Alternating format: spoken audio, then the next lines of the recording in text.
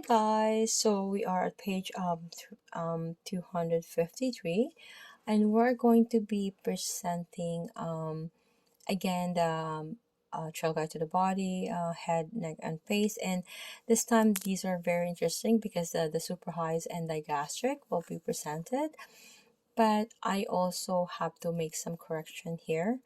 Again, this book is an amazing guide for therapists. It's an amazing anatomy book. And various books have a lot of minute or a lot of, I would say, typos. So far, this book has only minor and minute, and it's only two, and this is one of them. Okay, so again, I'm presenting suprahyoids and digastric. The suprahyoids, the genuhyoid, the mylohyoid, and the stylohyoid form a wall of muscles along the underside of the jaw. Stretching from the edge of the mandible to the hyoid bone, they lie inferior to the glossus muscles, which is the muscles of the tongue. Anytime you see the glossus, all right, or hypoglossal, hypo something, or this word glossus is pertaining to the tongue. Okay, so even though each of the three suprahyoids is quite small, collectively they affect the tongue and hyoid bone and are important in chewing, swallowing, and speaking. They're partially deep to the gastric muscle, yet are accessible, so the suprahyoid bellies cannot be individually distinguished. Okay, so the long round digastric muscle is composed of a posterior and an anterior belly. The posterior belly runs from the mastoid process to the hyoid bone, penetrating through the stylohyoid and then loops through a tendinous sling on the hyoid's anterior surface. It continues on as anterior belly to attach at the underside of the mandible. So both bellies are superficial, yet difficult to distinguish from the deeper suprahyoid muscles. So as you can see in this image here, it is an anterior inferior view. So the genuhyoid is deep to the mylohyoid. Okay.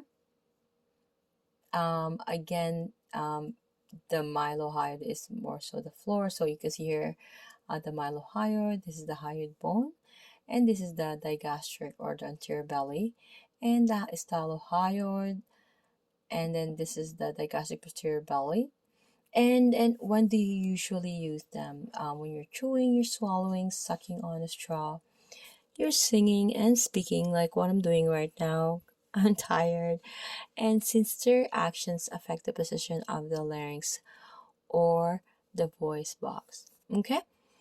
So here the super highest action is to elevate the hyoid and tongue, and it depresses the mandible or the temporomandibular joint.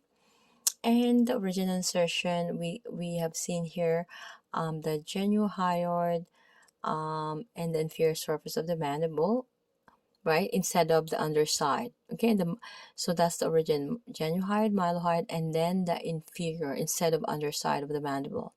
Okay, so it's in the inferior surface of the mandible. That's one of the correction of this book. It's only two.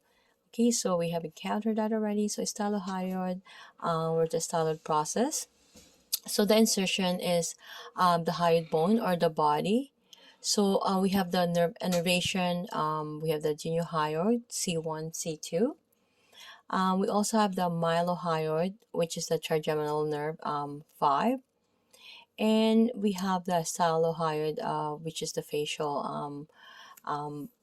which is facial nerve 7. Okay, so we have the digastric. So with hyoid bone fixed, it depresses the mandible or the temporomandibular joint. Okay, so with mandible fixed, it does elevate the hyoid bone and it does retract the mandible, okay, or the temporomandibular joint.